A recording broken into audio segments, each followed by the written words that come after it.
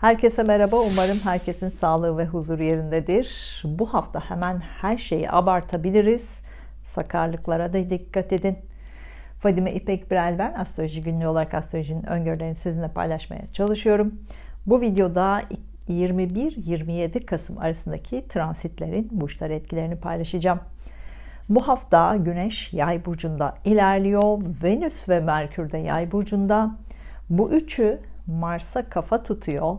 Bu özellikle ilişkilerde gerginliklere neden olabilir. İlişkilerde hızlı adımlar atmak istenebilir. Bu haftanın en önemli konusu Yay burcunda gerçekleşecek yeni ay olacak.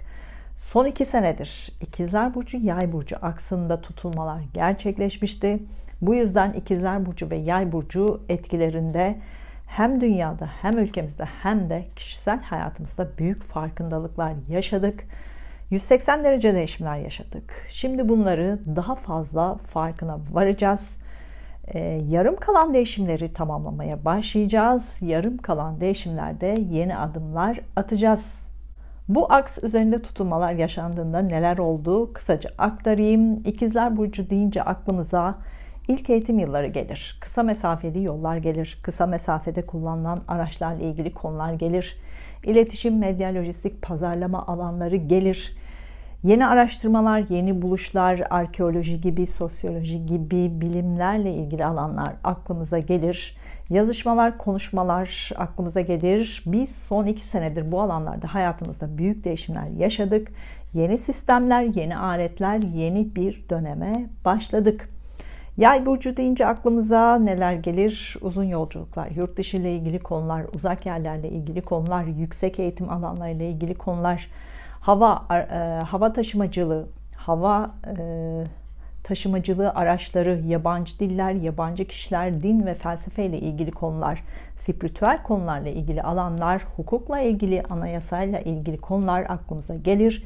Sporla ilgili, askeriye ile ilgili konular da aklımıza gelir. Son 2 senedir bu alanlarda eski sistemlerden kazandığımız tecrübelerimizle yeni sistemler ve yeni araçları hayatımıza katmak zorunda kaldık. Şimdi bunları kabullenmeye başlayacağız. Bu alanlardaki yenilikleri düzenleyeceğiz. Son 2 senedir özellikle Yay burcu, İkizler Burcu, Balık burcu ve Başak burcu Haziran 2020'den beri hayatında köklü değişimleri yapmak zorunda kaldılar. Doğum haritasında Yay burcu ve İkizler Burcu bulunanlar da hangi planet ve hangi evde ise o alanlarda hayatlarında 180 derece değişimler yaşamak zorunda kaldılar. Farkındalıkları arttı. Bu hafta bu farkındalıkları daha fazla anlayacağız. Köklü değişim olmayacak. Sadece bu alanlarda yeni başlangıçlar hayatımıza katılacak. Kasım 2021'den beri de tutulma aksları Boğa burcu, Akrep burcu arasında gerçekleşiyor. Daha önceki videolarda çok anlattım. Kasım 2023'e kadar bu süreç devam edecek. Boğa burcu ve Akrep burcu aksındaki tutulmalar dünyada ve ülkemizde ve kişisel hayatımızda bazı alanlarda değişimlerin olacağını anlatıyor. Özellikle para, finans, banka sektörü, borsa, dijital para, yemek sektörü, estetik ve güzellikle ilgili sektörler, mistik konularla ilgili alanlar, yeraltı kaynaklarıyla ilgili alanlar, ölüm ve ötesiyle ilgili konularda değişimler olmak zorunda. Bu alanlarda farkındalığımız artmak zorunda. Dijital paraya geçiş yapmak zorundayız. Banka işlemlerinde artık dijitalleri daha fazla kullanacağız. Bu tutulmalar bunlarla ilgili eski sistemleri geride kalmasını, yeni sistemleri kabul etmemizi gerektiriyor. Bu haftanın en önemli konularından biri de Mars'ın İkizler Burcu'nda ve retro olması.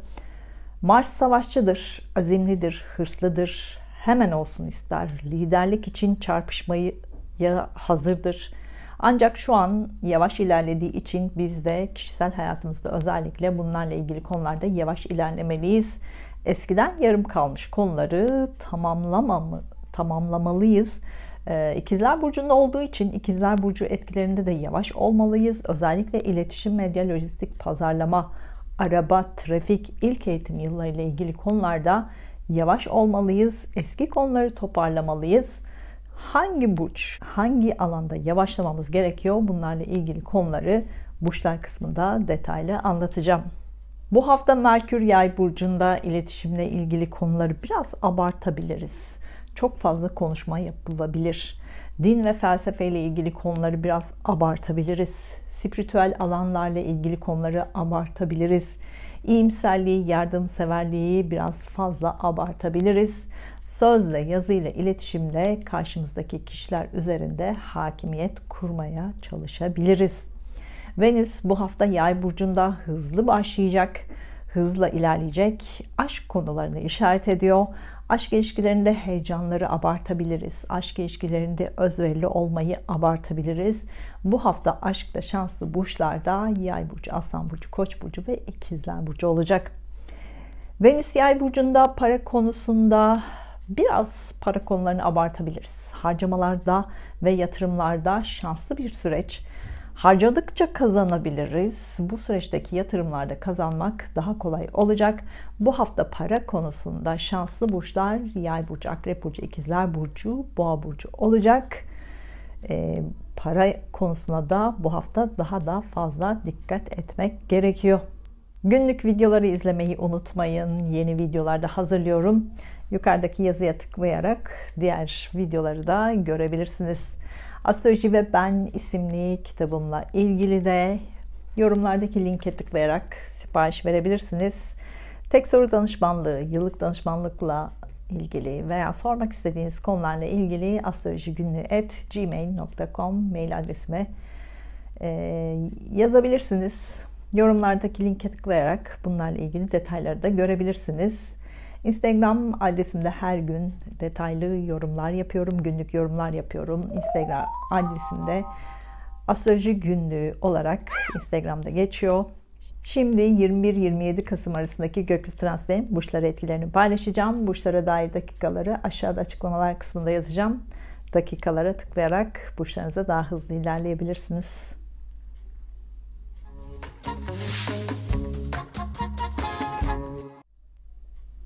Burcu, yükselen burcu, ay burcu, Mars burcu ve Satürn burcu, Koç burcu olanlar 21-27 Kasım haftası gökyüzü transitlerinin burcunuz etkilerini anlatmaya çalışacağım. Kanalıma abone olup zile basarsanız videolardan daha hızlı haber alabilirsiniz. Katıl butonuna basarak da üye olabilirsiniz. Kanalıma destek olabilirsiniz. Bu hafta para bekliyorsanız uzaklarla ilgili konularda, yurt dışı ile ilgili, şehir dışı ile ilgili konulardan daha fazla para kazanabilirsiniz. Bu hafta gündeminizde eğitim konuları var. Eğitimle ilgili alanlarda yeni başlangıçlar var. Son senelerde değiştirmek istediğiniz konularda eğitimle ilgili değişiklikleri yapamadıysanız bu hafta eğitimle ilgili yeni konular var. Bunlarda başarı da var. Yeni bir eğitim başlayabilir. Başka bir şehir, başka bir ülkede kısa süreli de olsa eğitimler alınabilir. Yabancı dille ilgili yeni adımlar atılabilir. Bu yeni adımlar hızla ilerleyebilir. Yurt dışı ile ilgili, şehir dışı ile ilgili işleriniz varsa bu işlere daha yoğun olacaksınız. Bu işlerle ilgili güneş gibi parlayacaksınız. Göz önünde olacaksınız. Siz konuşacaksınız, siz konuşulacaksınız. Güzel gelişmelerin haberleri alınabilir. Bu hafta daha fazla uzun yolculuklar yapılabilir. Yeni uzun yolculuk planları yapılabilir. Daha önce gittiğiniz yerlere tekrar gitme fırsatı da karşınıza çıkabilir. Uzaktaki duygusal ilişkinizle ilgili yolculuklar da yapılabilir. Yeni aşk arayanlar uzun yolculuklarda, farklı ülkeler, farklı şehirde, eğitimle ilgili alanlarda yeni biriyle tanışabilirsiniz. Yeni bir aşk başlayabilir. Son aylarda kardeşlerinizle, akrabalarınızla, yakın çevredeki kişilerle bazı sorunlar yaşadınız. Belki onlarla ilgili konularda hızlı adımlar attınız. Belki ilişkilerinizde sorunlar oldu. Bu hafta bunları düşünün. Kardeşleriniz, akrabalarınız, komşularınızla ilişkinizi kendi içinizde sorgulayın. Bunlardan dersler çıkartın. Eski konuları çözmeye başlayın. Bu hafta kardeşlerinizle, akrabalarınızla, yakın çevrenizdeki kişilerle ilişkilerde daha sakin olun. Gerginlik yaratmayın. Onlarla ilgili yeni konulardan uzak durun. Onları anlamaya çalışın. Onların sizi anlaması için zaman tanıyın. Bu hafta sizin için şanslı bir hafta, ancak şanslı olduğunuz alanları abartırsanız şanssızlıklarla karşılaşabilirsiniz. Para konularındaki risk hala devam ediyor. Parayla ilgili hızlı adımlar atmayın. Farkındalıklarınız olacak. Para ve yatırım konularında ani gelişmelerle karşılaşabilirsiniz. Harcamalarınıza dikkat edin. Sene başından beri arkadaşlarınızla ilişkilerinizde karamsar ve kuşkularınız olduğu, onlara karşı kuşku beslediniz, karamsar düşündünüz. Onlarla olan ilişkilerinizde ön yargılarınız çok fazlaydı. Aslında onlar size hayatla ilgili bazı tecrübeleri göstermeye çalıştı. Size hayattaki bazı konuları göstermeye çalıştı. Şimdi daha önce bunu görmediyseniz şimdi karşınıza çıkacak. Arkadaşları iyi anlayın. Onlardan ne öğrenmeniz gerekiyor? Bunları iyi anlayın. Bu tecrübeler size bazı konularda temel taşları oturtacak tecrübeler olacak.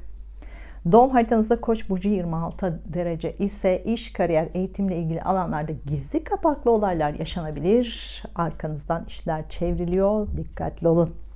Günlük detaylara geçmeden önce yıllık danışmanlıkla ilgili tek soru danışmanlığı, ilişki danışmanlığı gibi diğer konulardaki danışmanlıklarla da ilgili bilgi almak isterseniz astrolojikgünlüğü@gmail.com adresime mail atabilirsiniz. Yorumlar kısmındaki linke tıklayarak da bunlarla ilgili detayları görebilirsiniz. Hafta başında ikili ilişkilerle yoğunluk var. Partnerinizle uzun yolculuklar yapılabilir. Hafta ortasında borç alacak konularında yeni konular gündeme gelebilir. Eş veya ortakla ilgili hukuksal süreçlerde yeni konular gündeme gelebilir.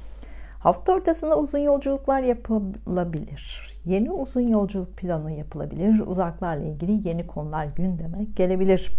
Hafta ortasında eğitimle ilgili yeni konular gündeme gelebilir. Eğitimde başarı var. Hafta sonunda iş, kariyerle yoğunluk var. İş, kariyerle ilgili görüşmeler için hafta sonuna randevu verebilirsiniz. Güzel bir hafta olmasını diliyorum. Duygusal hayatınızla ilgili işaretler için Ay burcunuzu, iş ve eğitim hayatınızla ilgili işaretler için Mars ve Satürn burcunuzda izlemelisiniz.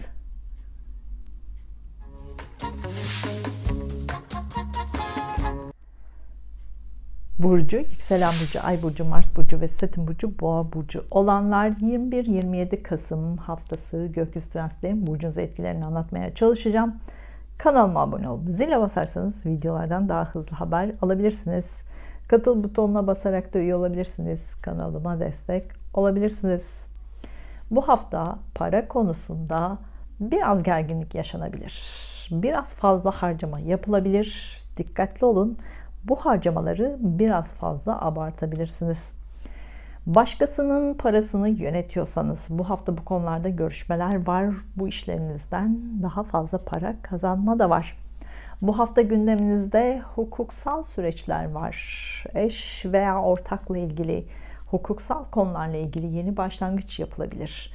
Yurt dışı veya şehir dışı ile ilgili konularda hukuksal süreçler yaşanabilir. Bu konularda yeni bir süreç başlayacak. Bu süreç ya 6 ay sürecek ya da bunun süresinin ne kadar olacağını sizin haritanız belirleyecek. Mirasla ilgili beklentisi olanlar bu konularda yeni bir dönem başlayacak. Bu yeni dönem parayla ilgili güzel gelişmeler de yaşanabilir. 2018'den beri spiritüel alanlarla daha fazla ilgilenmeye başladınız. Hem mantığını anlamaya başladınız, hem öğrenmeye başladınız. Geçen 2 sene belki bu işlerden para kazanmaya da başladınız. Bu hafta spiritüel alanlarla ilgili görüşmeler daha fazla olacak. Bu görüşmelerden daha fazla para kazanma da var. Spiritüel alanlarla ilgili işleriniz varsa, finansla ilgili işleriniz varsa, hukukla ilgili işleriniz varsa, sporla ilgili işleriniz varsa bu hafta bu işlerden daha fazla para kazanma da var. Son aylarda para konuları hep gündemimizdeydi. Eskiden yarım kalan para konuları tekrar karşınıza çıkacak. Bu para elinize gelebilir. Son haftalarda tutulmalar sizi fena tuttu. İlişkilerinizde farkındalıklarınız arttı. İlişkilerinizde karşınızdaki kişinin değiştiğini düşünmeye başladınız. İlişkinizin değiştiğini düşünmeye başladınız. Ancak sizin karşınızdaki kişi veya kişilere bakış açınız değişti. Bu da ilişkilerinizde değişimler yapmanıza neden oldu. İlişkilerinizle ilgili değişiklik yapmak istemenize neden oldu. Şimdi ilişkilerinizle ilgili farkındalıklarınızı daha iyi anlayacak ve ilişkilerinizi düzenleyeceksiniz. Değişen ilişkilerinizi anlamak için en az 1 sene vaktiniz olacak. Tutulmalar hayatınızı kökten değiştirmeniz konusunda size baskı yaptığı önümüzdeki 9 senenin, önümüzdeki 18 senenin başlangıcı var. Eski konuların bittiğini kabullenip yeni konuların temellerini iyi atmanız gerekiyor. Sene başından beri iş, kariyer, eğitim konularında sınandınız. Siz pratik düşünen, pratik çözüm üreten birisiniz. İş, kariyer, eğitim konularında da bu özelliklerinizi çok iyi kullanırsınız. Ancak geçen 2 senedir pratik olduğunuz konularda zorlandınız. Bu özelliklerinizi kontrol etmek zorunda kaldınız. Bu özelliklerinizi eğitmek zorunda kaldınız. Pratik düşünmek değil, planlı ve disiplinli olmanız gerekiyordu. İş, kariyer, eğitimle ilgili bazı temel taşları oturtmanız gerekiyordu. Bazı temellerle ilgili disiplinli olarak, planlı olarak yapmanız gerekiyordu. Çünkü bu temeller önümüzdeki 28 senenin altyapısı oluşturacak temellerdi. Şubat 2023'e kadar vaktiniz var. Bu konuları iyi anlayın, bu konuları hızlandırın. Doğum haritanızda Boğa burcu 16 derece ise bu hafta hayatınızda ani değişiklikler olabilir. Dikkatli olun. Günlük detaylara geçmeden önce yıllık danışmanlıkla ilgili tek soru danışmanlığı, ilişki danışmanlığı gibi veya diğer konulardaki danışmanlıklarla ilgili bilgi almak isterseniz astrolojigünlü@gmail.com adresime mail atabilirsiniz. Yorumlar kısmındaki linke tıklayarak da detayları görebilirsiniz. Hafta başında sağlığınızla ilgili yeni konular karşınıza çıkabilir. Sağlık konusunda yeni çözümler var. Hafta başında sağlıkla ilgili, kamuyla ilgili, hizmet sektörüyle ilgili konularda beklediğiniz haberi alabilirsiniz. Bu haberlerle birlikte yeni başlangıçlar da yapılabilir. Hafta ortasında ikili ilişkilerle yoğun olacaksınız. İlişkilerinizde yeni konular gündeme gelebilir. Hafta ortasında yeni yatırım konuları gündeme gelebilir. Fazla harcama yapılabilir. Banka işlemleriyle yoğunluk var. Bu işlemlerde daha dikkatli olun, yavaş olun. Haftanın sonunda uzun yolculuklar yapılabilir. Yeni uzun yolculuk planları da yapılabilir. Hafta sonunda eğitimde başarı da var. Güzel bir hafta olmasını diliyorum. Duygusal hayatınızla ilgili işaretler için Ay burcunuzu, iş ve eğitim hayatınızla ilgili işaretler için Mars ve Satürn burcunuzda izlemelisiniz.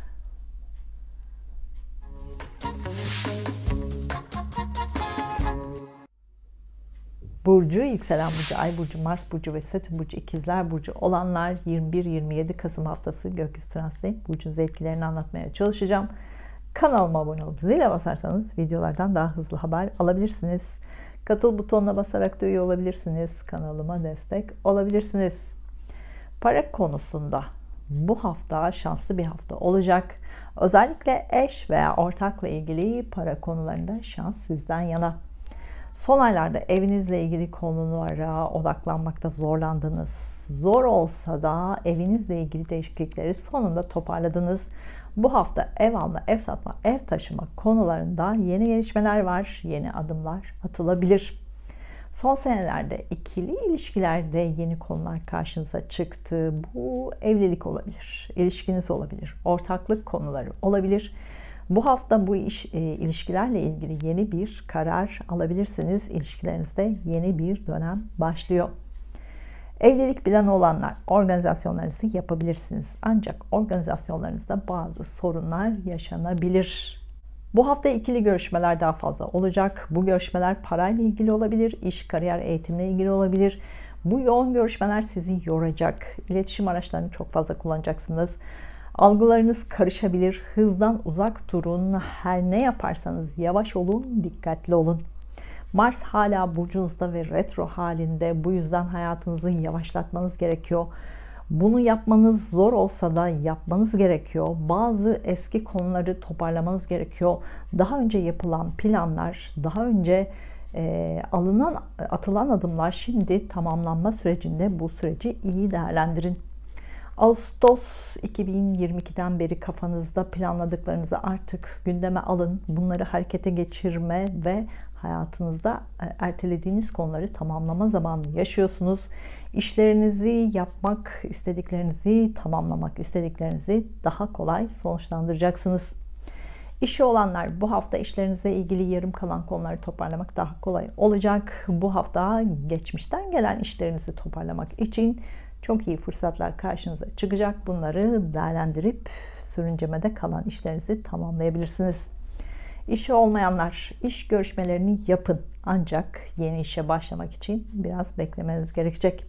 Eğitimle ilgilenenler, bu hafta kafanızda eğitimle ilgili yoğun sorular var. Bunlara cevap arayacaksınız. Eğitim konularında sizi zorlayan şartlar karşınıza çıkabilir. Sabırlı olun, yavaş olun. Sınavlarınız varsa kesinlikle yavaş olun. Böylece başarılı olmak daha kolay olacak. Bu hafta partnerinizle duygusal zamanlar yaşanabilir. Partnerinizle romantik planlar yapılabilir. Güzel zamanlar var. Bu süreci iyi kullanın. Yeni aşk arayanlar, bu hafta aşk bulmak kolay olacak. Algılarınızı açın. Hızlı bir aşk başlayabilir. Bu hafta ilişkilerinizle ilgili bu ortaklık olabilir, özel ilişkiniz olabilir, ciddi kararlar alınacak. Bu kararlarla ilgili imza atılabilir. Bu imzaların olumlu ya da olumsuz sonuçları doğum haritanıza göre değişebilir. Sene başından beri uzak yerler, yurt dışı ile ilgili konular, şehir dışı ile ilgili konular, uzun yolculuklarla ilgili konularda, eğitimle ilgili konularda karamsar düşünceleriniz oldu, kuşkularınız oldu. Aslında o konular sizi eğitmeye çalışıyor. Bu konularda bazı temelleri atmanız gerekiyor. Bu temeller önümüzdeki 28 senenin altyapısı olacak. Bu yüzden bu konularda planlı olun, disiplinli olun. Günlük detaylara geçmeden önce yıllık danışmanlıkla ilgili, tek soru danışmanlığı, ilişki danışmanlığı veya diğer konulardaki danışmanlıklarla ilgili bilgi almak isterseniz astrolojigünlüğü@gmail.com adresime mail atabilirsiniz. Yorumlar kısmındaki linke tıklayarak da bunlarla ilgili detayları görebilirsiniz. Hafta başında aşk hayatınızla ilgili kararlar var, yeni aşk konuları var. Hafta başında çocuklarla ilgili konularda yoğun olacaksınız. Çocukları ilgilendiren eğitim konusunda sonuçlar alınabilir. Hafta ortasına sağlığınıza dikkat edin. Sizin veya partnerinizin sağlık konularına dikkat edin. Hafta ortasında ikili ilişkilerinizle ilgili kararlar alınabilir. Evliliğinizle ilgili olabilir, ilişkinizle ilgili olabilir, ortaklıklarla ilgili olabilir. Uzun zamandır sürüncemede kalan konular netleşecek, yeni başlangıçlar var. Hafta ortasında ilişkilerinizle ilgili geçmişi geçmişte bırakıp geleceğe bakmanız gerektiğini daha net anlayacaksınız. Sorun yaşadığınız aşk, evlilik, ortaklık konularında karşınızdaki kişiyi ya da kişileri kabul edeceksiniz. Yenilikleriyle kabul edeceksiniz ya da ondan ayrılacaksınız. Artık bunun kararını vereceksiniz. Hafta ortasında yeni ay etkisiyle ikili ilişkilerde yoğun olacaksınız. İlişkilerinizde yeni bir dönem başlıyor. Bu evlilik de olabilir, ayrılık da olabilir. Haftanın son günlerinde fazla para harcama yapılabilir. Eş veya ortakla ilgili hukuksal süreçlerde de başlangıç yapılabilir. Güzel bir hafta olmasını diliyorum. Duygusal hayatınızla ilgili işaretler için Ay burcunuzu, iş ve eğitim hayatınızla ilgili işaretler için Mars ve Satürn burcunuzda izlemelisiniz.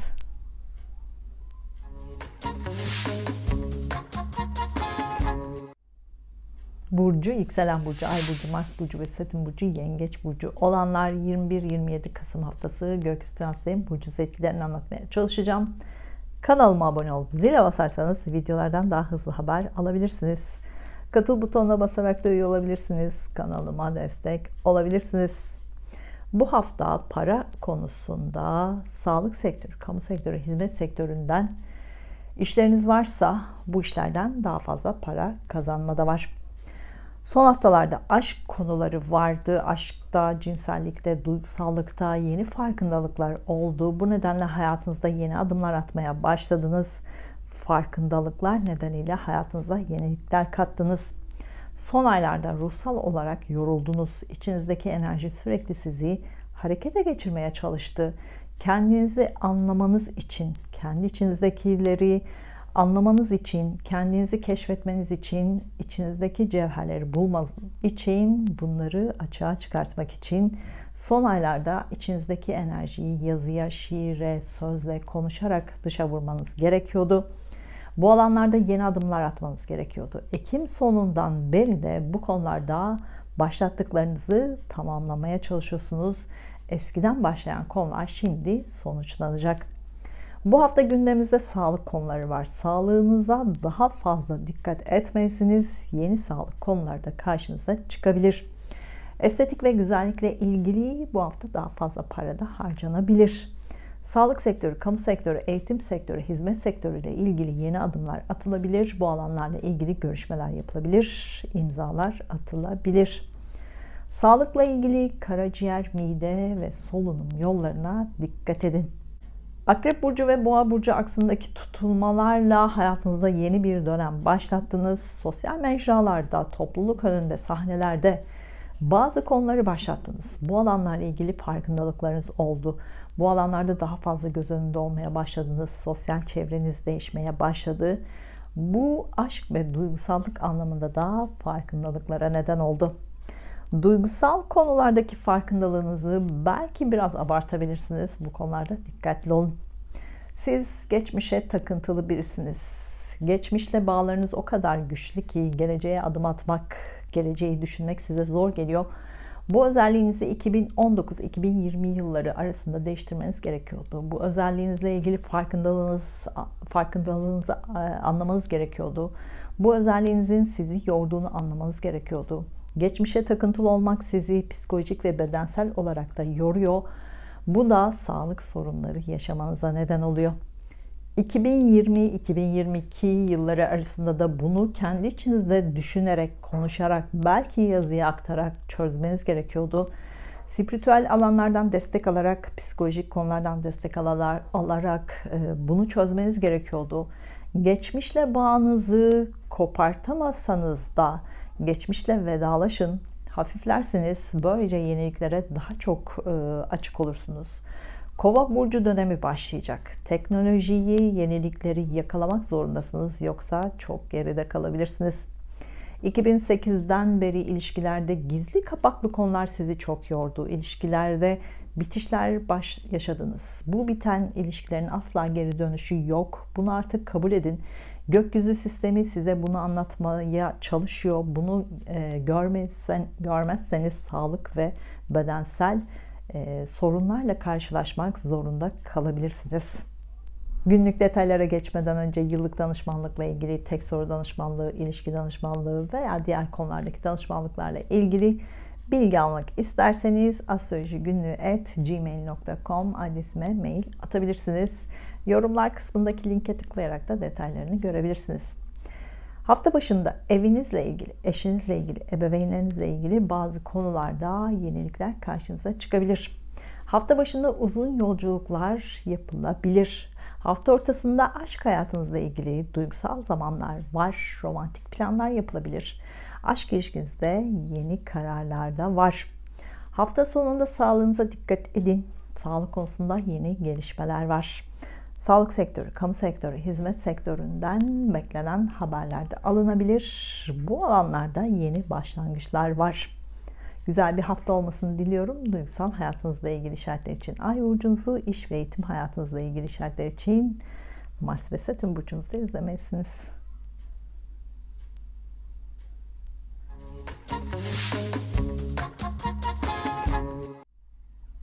Burcu, yükselen burcu, ay burcu, Mars burcu ve Satürn burcu, Aslan burcu olanlar 21-27 Kasım haftası gökyüzü transiten burcunuz etkilerini anlatmaya çalışacağım. Kanalıma abone olup zile basarsanız videolardan daha hızlı haber alabilirsiniz.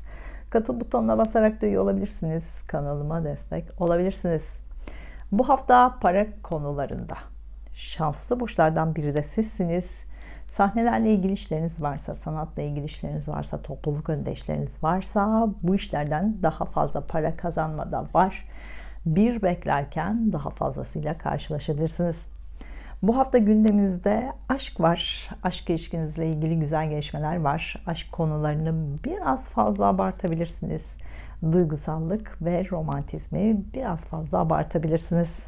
Son 2 senedir aşk konularında farkındalığınız arttı. Aşk ilişkilerinize daha farklı bakmaya başladınız. Aşk ilişkinizi daha farklı değerlendirmeye başladınız. Aşk ve cinsellikle ilgili farklı düşünmeye başladınız. Bu hafta bunları daha fazla düşüneceksiniz. Aşk konusunda yeni gelişmelere adım atabilirsiniz. Yeni aşk başlayabilir. Aşk ilişkinizde yeni bir dönemde başlayabilir.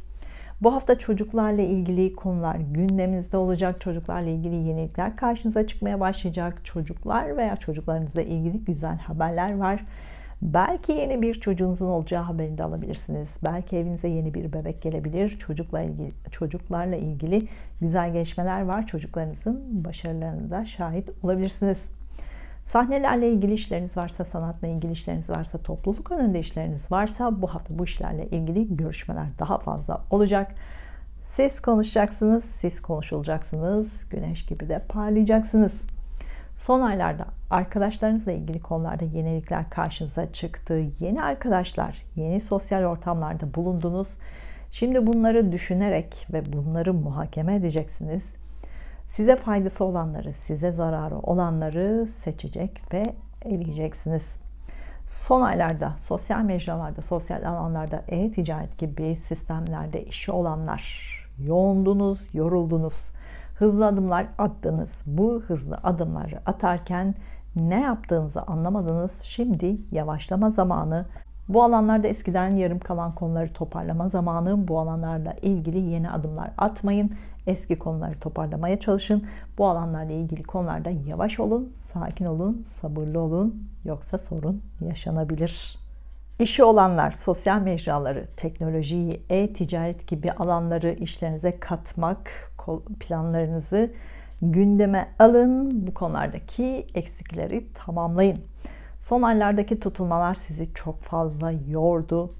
Hem iş, kariyer, eğitim konuları, hem ev, aile, eş, ebeveynlerle ilgili konulardaki değişimler sizi yordu.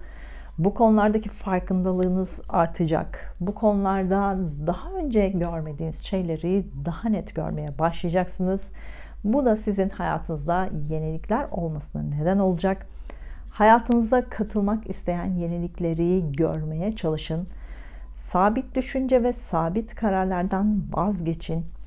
Değişimlere açık olmanız gereken bir süreçtesiniz. Yenilikleri görmeye çalışın. At gözlüğünüzü çıkartın. Son 2 senedir arkadaşlarınızla ilişkilerinizde farkındalıklarınız arttı. Bazı arkadaşları hayatınızdan çıkarttınız. Yeni arkadaşları hayatınıza kattınız. Bu hafta bunları daha fazla düşüneceksiniz. Arkadaş ilişkilerinizde size bir şeyler öğretenler var. Onları kaybetmeyin. Onların değerini bilin. Sene başından beri ilişkilerinizden bir şeyler öğrenmeniz gerekiyordu. Karşınıza çıkan herkes size bir şeyler öğretmeye çalıştı. Siz bunu karamsarlıkla karşılaştınız, kuşkularla karşıladınız. Bu yüzden belki bir şeyleri öğrenmeniz zor oldu, öğrenemediniz. Bu yüzden hep aynı ilişkiler içinde oldunuz. Karşınızdaki kişiden öğrenmeniz gerekenleri anlayana kadar aynı ilişki profilinde olmak zorunda kalacaksınız. Bunu iyi anlayın. Günlük detaylara geçmeden önce yıllık danışmanlıkla ilgili, tek soru danışmanlığı, ilişki danışmanlığıyla ilgili veya diğer konulardaki danışmanlıklarla ilgili bilgi almak isterseniz astrolojigünlüğü@gmail.com adresime mail atabilirsiniz. Yorumlar kısmındaki linke tıklayarak da detaylarını görebilirsiniz. Hafta başında basın yayınına, medyayla, pazarlamayla ilişkili, lojistikle ilgili işlerden haber bekliyorsanız bu haberleri alabilirsiniz. Daha önceden başvuru yaptıysanız bunların sonuçları alınabilir. Kardeşlerinizle, akrabalarınızla veya yakın çevrenizdeki kişilerle ilişkilerinizde yenilikler karşınıza çıkabilir. İlişkilerinizi sorgulama süreci var. Hafta ortasında evinizde değişiklikler yapmak için uygun olacak. Evinizle ilgili konularda yenilikler yapılabilir. Hafta ortasında ebeveynlerinizle ilgilenmek zorunda da kalabilirsiniz. Onlarla duygusal zamanlar var. Hafta ortasında uzun yolculuk yapmak kolay olacak. Hafta sonunda aşk hayatınızla ilgili hareketli zamanlar var. Yeni aşk başlayabilir. Aşk ilişkinizde yeni karar alabilirsiniz. Aşk ilişkinizde ciddi kararlar alınabilir. Hafta sonunda çocuklar veya çocuklarınızla ilgili de yoğun olacaksınız. Çocuklarla ilgili yeni gelişmelerle karşılaşabilirsiniz. Çocuklarla ilgili konularda yenilik var. Güzel bir hafta olmasını diliyorum. Duygusal hayatınızla ilgili işaretler için Ay burcunuzu, iş ve eğitim hayatınızla ilgili işaretler için Mars ve Satürn burcunuzda izlemelisiniz.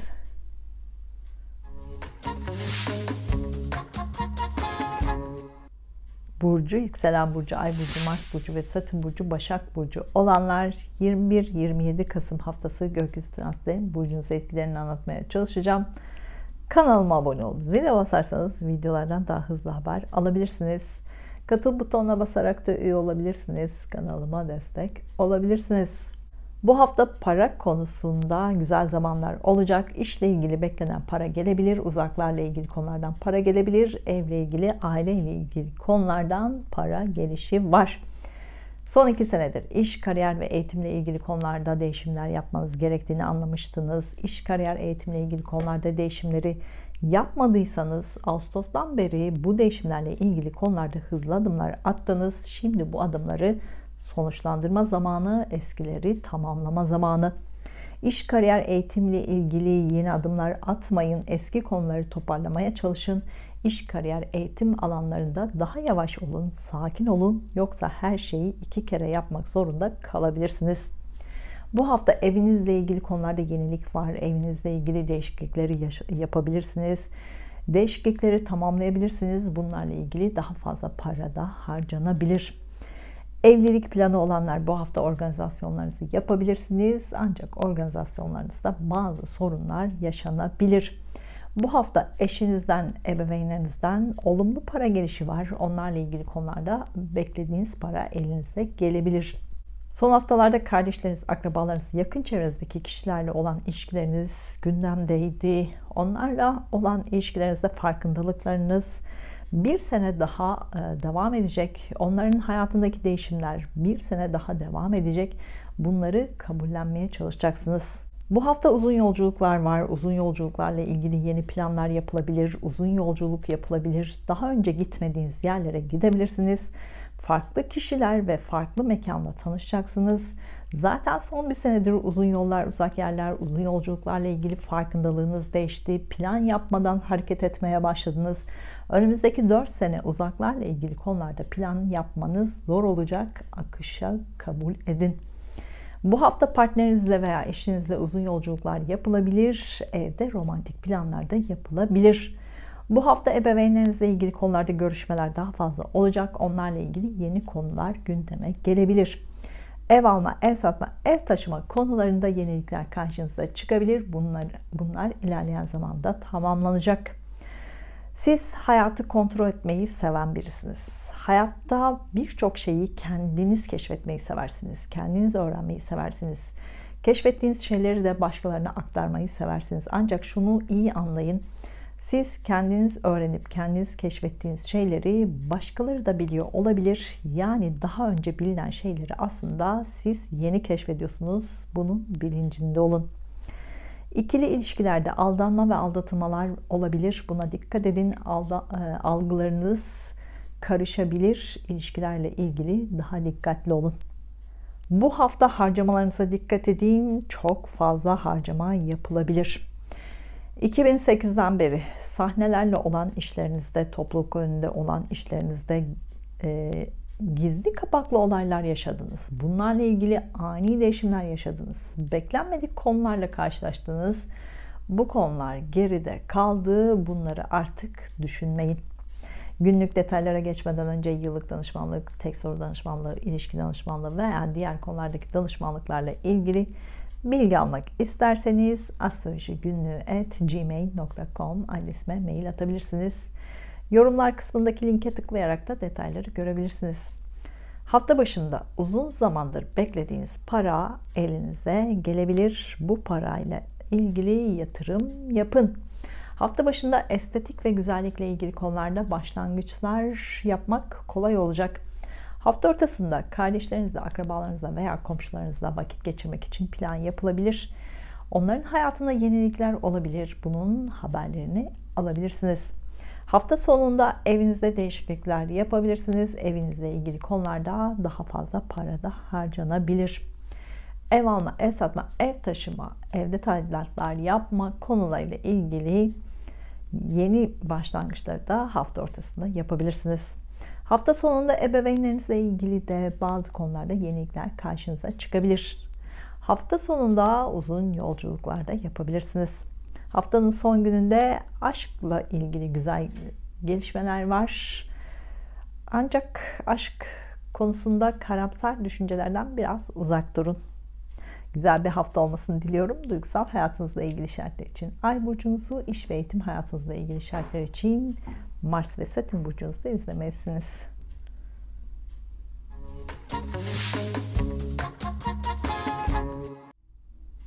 burcu, yükselen burcu, ay burcu, Mars burcu ve Satürn burcu, terazi burcu olanlar 21-27 Kasım haftası gökyüzü transitlerinin burcunuz etkilerini anlatmaya çalışacağım. Kanalıma abone olup zile basarsanız videolardan daha hızlı haber alabilirsiniz. Katıl butonuna basarak da üye olabilirsiniz. Kanalıma destek olabilirsiniz. Para konusunda bu hafta kardeşleriniz, akrabalarınız veya yakın çevrenizdeki kişilerden parasal destek alabilirsiniz ya da onlara parasal destek sağlayabilirsiniz. Son haftalarda para konusunda şanslıydınız. Önümüzdeki bir sene para ve yatırım konularında farkındalıklarınız artacak. Daha önce hiç aklınıza gelmeyen yeni konulardan para kazanma var, yatırım yapma var. Bunları değerlendirin, algılarınızı açın. Son 2 senedir kardeşleriniz, akrabalarınız veya yakın çevrenizdeki kişilerle olan ilişkilerinizde değişimler yaşadınız, farkındalıklarınız arttı. Bu hafta bu farkındalıkları daha iyi anlayacaksınız. Bu hafta kardeşleriniz, akrabalarınız, komşularınızla ilişkilerinizde yeni bir dönem başlayacak. Onlarla olan ilişkilerinizi düzenleyeceksiniz. İletişim, medya, lojistik, pazarlama alanlarıyla ilgili konularda yenilikler karşınıza çıkabilir. Bu konulardaki yenilikler ilk 6 ay gündemimizde olacak. Bu hafta iletişim, medya, lojistik, pazarlama alanlarından daha fazla para kazanma var. Bu hafta işlerinize iletişim, medya, lojistik, pazarlama alanlarını katmak daha kolay olacak. Bunlarla ilgili yeni başlangıçlar yapılabilir. Araba almak, satmakla ilgili veya kısa yol araçlarıyla ilgili konularda imzalar atılabilir. Alış satış yapılabilir. Ancak bununla ilgili bazı sorunlar da yaşanabilir. Dikkatli olun. Sene başından beri çocuklarla ilgili konular sizi eğitmeye çalıştı. Bunu anlamadıysanız çocuklarla ilgili konularda hala sorun yaşıyorsunuz demektir. Son aylarda uzun yollar, uzun yolculuklar gündemimizdeydi. Uzun yolculuklar daha fazla yaptınız. Bu hafta bu konularda eksik konuları toparlayacaksınız. Daha önceden uzun yolculuk planı yaptıysanız bu hafta bu yolculukları tamamlayabilirsiniz. Daha önce hiç gitmediğiniz yerlere gidebilirsiniz. Zaten geçen seneden beri uzun yollarla ilgili farkındalığınız arttı. Uzun yollar, uzak yerlerle ilgili farklı düşünmeye başladınız. Farklı planlar yapmaya da başladınız. Uzaklardan beklediğiniz haberleri bu hafta alabilirsiniz. Bu haberlerle birlikte uzun yolculuklara çıkabilirsiniz. Son aylarda eğitimle ilgili konularda hızlı adımlar attınız, yeni adımlar attınız. Eğitimle ilgili konularda yoğundunuz, yoruldunuz. Bu hafta yeni adımlar atmayın. Eski konuları toparlamaya çalışın. Eskiden yarım kalmış konuları toparlamaya çalışın. Eğitimle ilgili konularda daha yavaş olun, daha sabırlı olun. Sınavlarınız da varsa yavaş olun, dikkatli olun. Sene başından beri aşk konusunda karamsar düşünceleriniz oldu, kuşkularınız oldu. Karşınızdaki kişiye inanmakta zorlandınız. Bu durumlar sizi çok yordu. Siz aniden başlayan, aniden biten aşklara alışkınsınız. Siz flört etmeyi seversiniz. Ancak sene başından beri aşk ilişkinizde daha ciddi, daha kararlı olmanız gereken konularla karşılaştınız. Daha önceki düşüncelerinizden farklı düşünmeniz gerekiyordu. Aşk ilişkileri sizi eğitmeye çalıştı. Bunu anlamadıysanız hep aynı konularla karşılaşıp duruyorsunuz. Hep aynı şekilde aşk ilişkilerinde sorun yaşıyorsunuz. Günlük detaylara geçmeden önce yıllık danışmanlıkla ilgili tek soru danışmanlığı, ilişki danışmanlığı veya diğer konularla ilgili bilgi almak isterseniz astrolojigünlüğü@gmail.com adresime mail atabilirsiniz. Yorumlar kısmındaki linke tıklayarak da detayları görebilirsiniz. Hafta başında enerjiniz yüksek olacak. Aşk, iş görüşmeleri için randevu verilebilir. Güçlü olacağınız için başarı var. Hafta ortasında parasal olarak güzel gelişmeler var. Uzun zamandır beklediğiniz para elinize gelebilir. Yeni para konuları da var. Hafta sonunda iletişim, medya, lojistik, pazarlama konularıyla ilgili yeni adımlar atılabilir. Hafta sonunda kardeşleriniz, akrabalarınız, komşularınızla ilgili yeni konular gündeme gelebilir. Güzel bir hafta olmasını diliyorum. Duygusal hayatınızla ilgili işaretler için Ay burcunuzu, iş ve eğitim hayatınızla ilgili işaretler için Mars ve Satürn burcunuzda izlemelisiniz.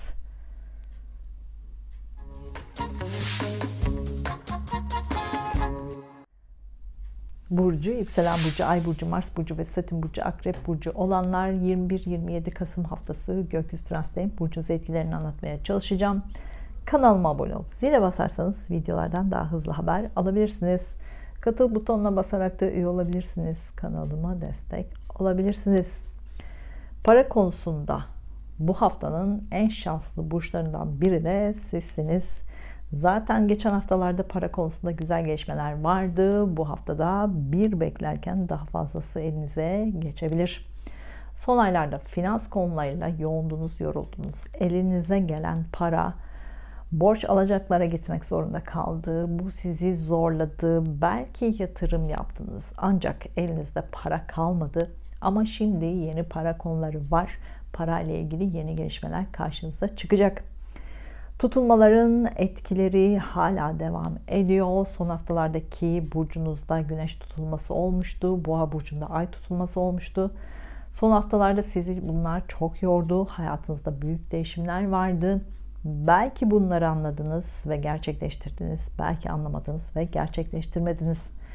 Hayatınızda bir şeylerin değişmesi gerektiğinin farkına varmanız gerekiyor. Bu farkındalıkları anlamazsanız, değişiklikleri anlamazsanız psikolojik ve bedensel sorunlar yaşayabilirsiniz.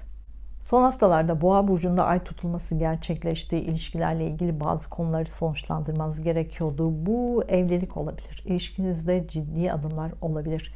Sorunlu giden evliliğinizde bitişler olabilir. Bunlarla ilgili son bir senedir karşınıza çıkan konuları anladıysanız, farkına vardıysanız artık bunlarla ilgili değişiklikleri tamamlama zamanı.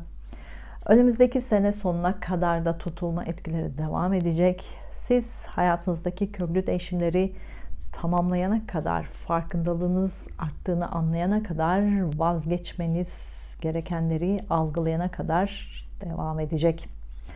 Son aylarda eş veya ortakla ilgili hukuksal süreçlerde başlangıçlar yaptıysanız bu hafta bunlarla ilgili konular sonuçlanabilir. Bu hafta hukuksal konularda eskiden yarım kalmış konular tekrar gündeme gelebilir. Eş veya ortakla ilgili para konularında hukuksal süreçlerde yeni adımlar atmayın. Eski konuları toparlamaya çalışın. Yatırım planlarıyla ilgili yeni adımlar atmayın. Eski konuları tamamlamaya çalışın. Krediyle ilgili, borç alacakla ilgili konularda son aylarda zorlandınız. Kredi, borçlarla ilgili konularda eskiden ödenmemiş konular tekrar karşınıza çıkabilir. Bu hafta miras konuları da gündeme gelebilir. Bunlarla ilgili yeni gelişmeler karşınıza çıkabilir. Bu hafta sağlık konuları da gündemde. Sağlıkla ilgili konuları biraz fazla abartabilirsiniz. Bu konularda daha fazla para harcamada var. Siz sabit burçsunuz. Bu yüzden inatçısınız, ketumsunuz. Küllerinizden yeniden doğmayı bildiğiniz için başkalarına ihtiyaç duymazsınız. Birçok şeyi kendi içinizde yaşar, kendi içinizde çözmeye çalışırsınız.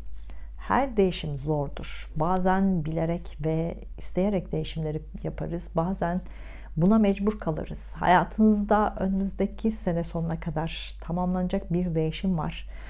Bunu ya planlayarak ve isteyerek yapacaksınız ya da plansız ve istemeden yapacaksınız. Seçim sizin. Günlük detaylara geçmeden önce yıllık danışmanlık, tek soru danışmanlığı, ilişki danışmanlığı veya diğer sormak istediğiniz konularla ilgili bilgi almak isterseniz astrolojigünlüğü@gmail.com adresime mail atabilirsiniz. Yorumlar kısmındaki linke tıklayarak da detayları görebilirsiniz. Hafta başında duygusal olarak yoğun olacaksınız. Son zamanlarda kendi kendinizde konuştuğunuz konuları düşüneceksiniz. Kendinizle ilgili yeni kararlar alacaksınız. Hafta başında biraz depresif durumlar yaşanabilir. Estetik ve güzellikle ilgili konular size iyi gelecek. Hafta ortasında enerjiniz yüksek olacak. İşle ilgili konularda daha rahat hareket edebilirsiniz. İş veya aşk ilişkinizde randevularınızı hafta ortasına verebilirsiniz.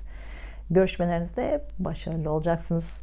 Hafta sonunda para konularında olumlu gelişmeler var. Yeni para konuları var. Yeni yatırım konuları var. Parayla ilgili yeni konuları hayatınıza katmak kolay olacak. Güzel bir hafta olmasını diliyorum. Duygusal hayatınızla ilgili işaretler için Ay burcunuzu, iş ve eğitim hayatınızla ilgili işaretler için Mars ve Satürn burcunuzda izlemelisiniz.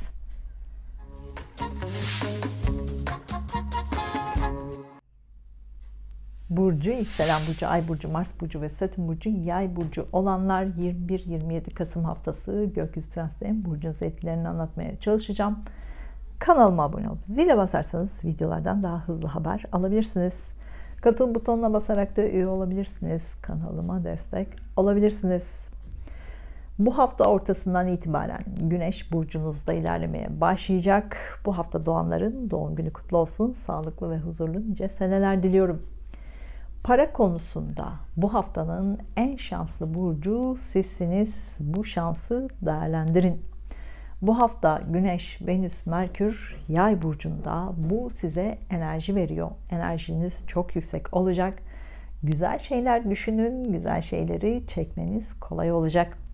Son haftalarda psikolojik olarak zorlandınız. Şimdi gücünüzü toparlama zamanı var. Bu zamanları iyi değerlendirin. Bu hafta burcunuzda yeni ay var. Her şeye yeniden başlayacaksınız. Hayatınızda birçok konuda yenilikleri başlatmak kolay olacak. Yeni ayla birlikte son 2 senenin muhakemesini yapın. Sonuçlarına göre hayatınıza yeni bir yön verin. Bu hafta sanki yeniden doğmuş gibi olacaksınız. Buna göre planlarınızı yapmaya başlayın. Yeni adımlar atmak kolay olacak. Son 2 senedir hayatınızda büyük farkındalıklar yaşadınız. Son 2 senedir tutulmalar Yay burcu, İkizler burcu aksındaydı. İlişkilerde geçmişle hesaplaşıp geçmişi hayatınızdan çıkarttınız. Kendi hayatınızda yeni pencereler açıp yenilikleri hayatınıza kattınız. Hem iş hem özel hayatınızda köklü değişimler yaptınız. Geçmişle vedalaşıp yeni bir hayata başladınız. Bu hafta bunları daha kolay kabullenmeye başlayacaksınız. Son senelerde yaptığınız değişimleri artık kabullenmek kolay olacak. Bunlara yenilik katmak artık daha kolay olacak. Bu hafta iş veya başka konularla ilgili sözleşmeler gündeminize gelecek. Evrak işleri hafta boyunca sizi meşgul edecek. Uzun zamandır sürüncemede olan evrak işleriniz varsa bu hafta bunları tamamlayabilirsiniz. İmzalar atılabilir. İlişkilerinizle ilgili özellikle son aylarda karşınıza çıkan konuları iyi anlamalı ve muhakeme etmelisiniz. Eski ilişkiler gündeme gelebilir. Bu özel ilişkiniz olabilir, işle ilgili ilişkiniz olabilir. Bunlara dair geçmişteki konuları iyi analiz edip sonuçlandırın. Bu hafta ikili ilişkilerinizle ilgili ani kararlar alınabilir. Bu kararlar nişan, evlilikle ilgili kararlar olabilir. Bunlarla ilgili imzalar atılabilir ya da sorunlu giden ilişkilerinizde bitiş kararı da alınabilir. Evlilik planı olanlar organizasyonlarınızı yapabilirsiniz ancak çok fazla harcama var. Organizasyonlarınızda da bazı sorunlarla karşılaşabilirsiniz. Bu hafta ikili ilişkilerde çok fazla seçenek karşınıza çıkabilir. Kafanız karışabilir. Hızlı adımlarda yavaş olmalısınız. Özel ilişkiniz olabilir, ortaklık olabilir. Yeni bir ilişkiye başlamayın. Eski ilişkilerinizi muhakeme edin. Bu hafta evinizi değiştirme, ev alma, ev satma, ev taşıma konuları gündeminizde olacak. Bunu planlamak ve uygulamak çok hızlı olacak. Aralık 2021'den beri hayatınıza yenilikler girmeye başladı. Siz bunları daha iyi görmeye ve anlamaya başladınız. Aralık 2021'den beri hayatınızda birçok konuda yeni temeller attınız, yeni başlangıçlar yaptınız. Bu haftada özellikle ilişkilerinizle ilgili yeni temeller atacaksınız. Bu temeller önümüzdeki 9 senenin temeli olacak. Hayatınızla ilgili yenilikler hemen her alanda olacak. Bu yenilikler her ne kadar size dayatılacak yenilikler gibi görünse de siz yenilikleri seven biri olarak bunları kabullenmekte zorluk çekmeyeceksiniz ama bazı konularda geçmişi geçmişte bırakmak bazen zor olacak. Önümüzdeki haftalardaki dolunay kabullenmenizi sağlayacak. Günlük detaylara geçmeden önce yıllık danışmanlıkla ilgili tek soru danışmanlığı, ilişki danışmanlığı veya sormak istediğiniz konularla ilgili bilgi almak isterseniz astrolojigünlüğü@gmail.com adresime mail atabilirsiniz. Yorumlar kısmındaki linke tıklayarak da detayları görebilirsiniz. Hafta başında sosyal mecralarla ilgili projelerinizde yeni başlangıçlar var, yeni adımlar atılabilir. Hafta başında arkadaşlarınızla daha fazla zaman geçireceksiniz. Yeni arkadaşlarla tanışma var. Hafta ortasında duygusal olarak biraz yoğun olabilirsiniz. Yalnız kalmak isteyebilirsiniz. Enerjinizi yenilemek isteyebilirsiniz. Bunları yaparken spiritüel alanları kullanmak size iyi gelecek. Hafta ortasında yeni ay etkisiyle özellikle ikili ilişkilerinizde yeni bir dönem başlıyor. Bu evlilikte olabilir, ayrılık kararı da olabilir. Hafta ortasında hayatınızda yeni bir dönem başlıyor. Bununla ilgili hayaller kurun. Haftanın son günlerinde kendinizi yenilenmiş ve güçlü hissedeceksiniz. İş görüşmeleri için, aşk görüşmeleri için, yeni tanışmalar için hafta sonuna randevu verin. Enerjiniz yüksek olacak, özgüveniniz yüksek olacak. Bu da size başarı getirecek. Uzun zamandır hayatınızda düzene koymaya çalıştığınız konularda yeni adımlar atılabilir. Güçlüsünüz. Bunu kullanın. Haftanın son gününde de parayla ilgili güzel gelişmeler var. Güzel bir hafta olmasını diliyorum. Duygusal hayatınızla ilgili işaretler için Ay burcunuzu, iş ve eğitim hayatınızla ilgili işaretler için Mars ve Satürn burcunuzu da izlemelisiniz.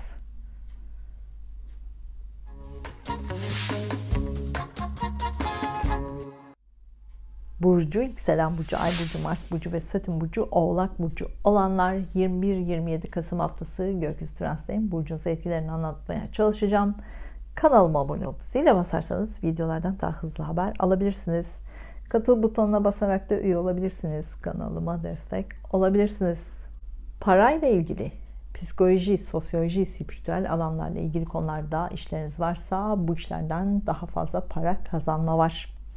Son haftalardaki tutulmalar sizi aşk ilişkinizde etkiledi. Aşk ilişkinizde artık eskiyi eskide bırakma zamanı, yenilikleri hayatınıza katma zamanı. Aşk ilişkinizde olduğunuz kişiyle ya yenilikleri kabul edeceksiniz ya da onu artık unutacaksınız. Bütün işaretler bunu gösteriyor. Geçen sene sonundan beri aşkla ilgili sürekli kafanız karıştı. Başladı mı, bitti mi derken bazen uzaklaştınız, bazen yakınlaştınız. Net olmayan bir ilişki yaşadınız belki de. Bu ilişkiyi sürekli kafanızda sorgulayıp durdunuz. Bu aşk ilişkisinden öğrendiklerinizi artık anlama zamanı, bunları kabullenip ders çıkartma zamanı. Aşk konuları bu sene hep gündeminizde olacak. Eski aşk konuları tekrar da gündeme gelebilir. Son 2 senedir spiritüel alanlarla, psikolojiyle, sosyolojiyle, din ve felsefeyle daha fazla ilgilenmeye başladınız. Bu alanlarda eğitimler aldınız. Siz keşifçi birisiniz. Öğrendiklerinizi keşfetmek istersiniz. Bir şeyler öğrendiğinizde de sanki Amerika'yı keşfetmiş gibi davranırsınız. Oysa ki Amerika daha önce keşfedildi. Siz bunun farkına yeni varıyorsunuz. Bir şeyler öğrendiğinizde hemen başkalarını öğretmeyi de seviyorsunuz. Son senelerde öğrendiklerinizi sosyal mecraları, sosyal alanları topluluk önünde olarak sanatsal aktivitelerle herkesle paylaşmak isteyeceksiniz. Bunu yaparsanız bu işlerden para kazanabilirsiniz. Son aylarda sağlık konuları daha fazla gündemimizdeydi. Sizin sağlığınız olabilir, çevrenizdekilerin sağlığı olabilir. Bunlarla ilgilenmekten yoruldunuz. Sağlık konularıyla ilgili eskiden yarım kalmış konular tekrar gündeme gelebilir. Bu konular artık sonuçlanacak. Bu hafta psikolojik olarak zorlanacağınız bir hafta. Psikolojik durumları biraz abartabilirsiniz. Depresyona meyillisiniz. Uzun yolculuklar, spor, seyahatler, eğitimler, spiritüel alanlar, din ve felsefe ile ilgili konular size iyi gelecek. Bunları kullanın. Sağlık sektörü, kamu sektörü, hizmet sektörü ile ilgili konularda son aylarda bazı adımlar attıysanız, başlangıçlar yaptıysanız bu alanlardan beklediğiniz haberleri alabilirsiniz. Bu hafta sağlık sektörüyle, kamu sektörüyle, işletme ile, hizmet sektörüyle ilgili alanlarda, sporla ilgili alanlarda, askeriyle ilgili alanlarda yeni iş fırsatları karşınıza çıkabilir. Bunları değerlendirin. Bu alanlardaki işi olanlar ya işlerinizden ayrılacak ya da işlerinizde departman değişikliği yaşayabilirsiniz. Bu işlerinizde ya da parlayacaksınız, yükseleceksiniz. Bu hafta kendi içinizde biraz zorlanacağınız bir hafta olacak. Kendi kendinizle tartışma var, kendi içinizde konuşma var. Çok fazla şeyi muhakeme edeceksiniz. Bunlar sizi biraz yorabilir. Bazı düşüncelerinizi abartabilirsiniz. Sanatsal çalışmalar yapanlar, görsel sanatla ilgilenenler, sağlık sektöründe işi olanlar hafta boyunca yoğun bir iş temposunda olacaksınız. Ona göre enerjinizi ve planlarınızı yapın. Bu hafta hayal gücünüzü, sanatsal gücünüzü, sporla olan merakınızı çok fazla ortaya çıkartacaksınız. Bu konularda fikirlerinizi daha hızlı gündeme alın. Bu alanlarda daha hızlı hareket edin. Hayal gücünüzü ve sanatsal gücünüzü kullanarak yapacağınız işlerde hızla ilerleyip hızla başarılı olacaksınız. Bu işlerden daha fazla para da kazanılabilir. Günlük detaylara geçmeden önce yıllık danışmanlıkla ilgili tek soru danışmanlığı, ilişki danışmanlığı veya sormak istediğiniz konularla ilgili bilgi almak isterseniz astrolojigünlüğü@gmail.com adresime mail atabilirsiniz. Yorumlar kısmındaki linke tıklayarak da detayları görebilirsiniz. Hafta başında iş, eğitim konularında yoğunluk var. İşle, eğitimle ilgili yeni konular gündeme gelebilir. Yeni iş görüşmeleri için, işinizle ilgili toplantılar yapmak için hafta başına randevu verebilirsiniz. İş konusunda güçlü ve enerjik olacaksınız. Karşınızdakileri etkilemek daha kolay olacak. Hafta ortasında arkadaşlarınızla vakit geçirmek için plan yapın. Arkadaşlarınızla ilgili yeni konular var. Onlarla ilgili farkındalığınız artacak. Hafta ortasında sosyal mecralarda daha fazla zaman geçireceksiniz. Sosyal mecralarda işleriniz varsa bu alanlarda yoğunluk da var. Hafta sonunda haftanın yoğun enerjisinden sıyrılıp kendi içinize çekilme isteği içinde olacaksınız. Kendi iç dünyanızda yenilenme var. Kendinize zaman ayırın. Haftanın son günlerinde duygusal olarak yoğun olacaksınız. Duygularınız aniden parlayabilir, ani tepkiler verebilirsiniz. Buna dikkat edin. Haftanın son gününde kendinizi daha iyi hissedeceksiniz ancak karamsar düşüncelerden uzak durun. Güzel bir hafta olmasını diliyorum. Duygusal hayatınızla ilgili işaretler için Ay burcunuzu, iş ve eğitim hayatınızla ilgili işaretler için Mars ve Satürn burcunuzda izlemelisiniz.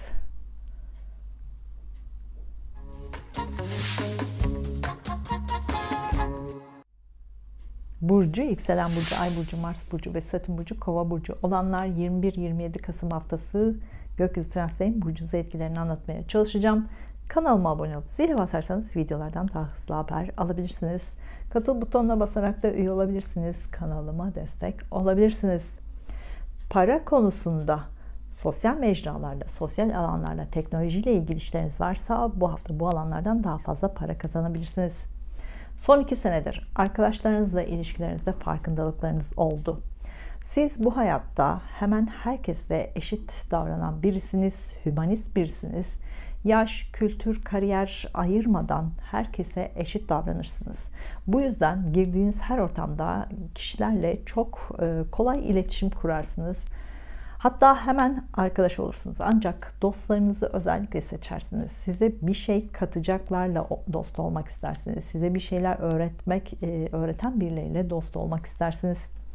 Son 2 senedir çok farklı kişilerle bir arada olma fırsatı bulmaya başladınız. Farklı kültürlerden, farklı ülkelerden, farklı yaşlardan kişilerle tanıştınız. Sanki eski dost ve arkadaşlarınızdan uzaklaştınız. Bu yeni kişiler size yeni şeyler kattı, farkındalığınız arttı. Bu hafta hayatınıza yeni kişiler katmaya başlayacaksınız. Sosyal mecralarda, sosyal alanlarda yeni kişilerle tanışabilirsiniz. Bu tanışmalarda hayatınızdaki farkındalıklar daha da artacak. Son 2 senedir sosyal mecralar, sosyal alanlarla ilgili düşünceleriniz değişti. Bu alanlarla ilgili yeni başlangıçlar yapmanız gerektiğini anladınız. Bu hafta bu alanlarda yeni başlangıçlar var. Bu hafta sosyal mecralarda, sosyal alanlarda güneş gibi parlayacaksınız. Siz konuşacaksınız, siz konuşulacaksınız. Bu hafta sosyal mecralarda, sosyal alanlarda işlerinizle ilgili görüşmeler yapılabilir. Bu alanlardaki işlerden daha fazla para kazanmada var. Son haftalarda tutulmalar sizi çok fazla etkiledi. Kasım 2021'den beri hem iş, kariyer, eğitimle ilgili konularda değişiklikler yapmanız gerektiğini anladınız. Hem ev, aile, eş, ebeveynler konusunda değişiklikler yapmanız gerektiğini anladınız. Bunlarla ilgili değişiklikler için farkındalıklarınız arttı. Hayatınıza yenilikler katılmak zorunda kaldı. Belki planlı oldu, belki aniden ve mecburen oldu. Bu hafta bunlarla ilgili farkındalıklarınız daha da artacak. Yeni aşk arayanlar bu hafta sosyal mecralarda, sosyal alanlarda, arkadaş ortamlarında yeni aşkı bulabilirsiniz. Hızlı, heyecanlı ve ateşli bir aşk başlayabilir. Bu hafta yeni arkadaşlar hayatınıza katılabilir. Bu yeni arkadaşlardan çok şey öğreneceksiniz. Algılarınız açık olsun. Arkadaşlarınızla birlikte para kazanmada var. Arkadaşlarınızla yapacağınız işlerden daha fazla para da kazanılabilir. Bu hafta eski aşk konuları gündeme gelebilir. Bu konularda kafanız karışabilir. Karar almak zor olacak. Aşkla ilgili kararları sonraya bırakın. Son aylarda çocuklarla ilgili konularda yoğundunuz ve yoruldunuz. Çocuklarla ilgili değişiklikler karşınıza çıktı. Bunları anlamaya çalıştınız, kabullenmeye çalıştınız. Bu hafta bunları muhakeme edeceksiniz. Bu hafta çocuklar veya çocuklarınızla ilgili konular gündeminizde olacak. Eskiden yarım kalmış çocuklarla ilgili konular tekrar gündeme gelebilir. Bu konuları toparlamak kolay olacak. Günlük detaylara geçmeden önce yıllık danışmanlıkla ilgili tek soru danışmanlığı, ilişki danışmanlığı veya sormak istediğiniz konularla ilgili bilgi almak isterseniz astrolojigünlüğü@gmail.com adresime mail atabilirsiniz. Yorumlar kısmındaki linke tıklayarak da detayları görebilirsiniz. Hafta başında yurt dışı ile ilgili, şehir dışı ile ilgili, uzun yolculuklarla ilgili konularda beklediğiniz haberleri alabilirsiniz. Bu haberlerle birlikte uzun yolculuklar yapılabilir. Haftanın ilk gününde eğitimle ilgili konularda yenilikler karşınıza çıkabilir. Eğitimle ilgili eğer sınavlarınız varsa başarı var. Hafta ortasında işle ilgili yoğun olacaksınız. Enerjinizi ona göre ayarlayın. Yeni iş arayanlar hafta ortasında iş fırsatları karşınıza çıkabilir. Bunu değerlendirin. İş görüşmeleri için hafta ortasında randevu verebilirsiniz. Hafta sonunda arkadaşlarınızla vakit geçirmek için plan yapılabilir. Arkadaşlarınızla uzun yolculuk planları da yapılabilir. Arkadaşlarınızın hayatında yenilikler var. Arkadaş ilişkilerinizde yenilikler var. Bunları kabullenin. Güzel bir hafta olmasını diliyorum. Duygusal hayatınızla ilgili şartlar için Ay burcunuzu, iş ve eğitim hayatınızla ilgili şartlar için Mars ve Satürn burcunuzda izlemelisiniz.